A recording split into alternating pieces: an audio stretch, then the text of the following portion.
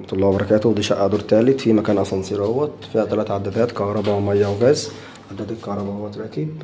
الشقة غرفتين وريسبشن 85 متر. ده معانا ريسبشن قطعتين تشطيب عريس زي ما احنا شايفين كده. الشقة جانبي من شارع 10 مستشارين، خطوات للحي فتح الله وبيتك. الشقة كلها طبعا كلها ليد لايت. دي شغل بنات. هنا عندنا جنب ال 3 دي مكان الشاشة، ده بديل رخام بديل خشب. دي البلكونة معانا واجهة بحرية مش مجروحة خالص، دمنا بتايلة. هنا كده معانا ريسبشن اهوت ما شاء الله عليه، قطعتين مرتاح. عداد الغاز اهوت راكب.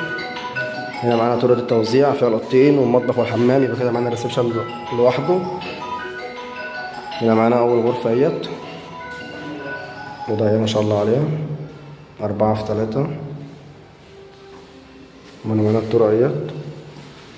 ده معانا الحمام، مكان الدش والقعدة والحوض، ولا المكان الراكب كله.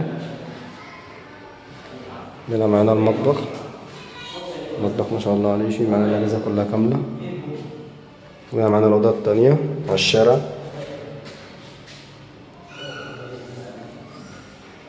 الشباك علامتين على الشارع مش مجروحة تماما. الشقة تالت نمرة من شارع 10 مستشارين، خطوات للحي فتح الله وبيتك.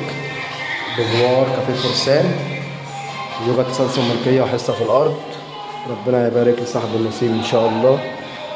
السلام عليكم ورحمة الله وبركاته.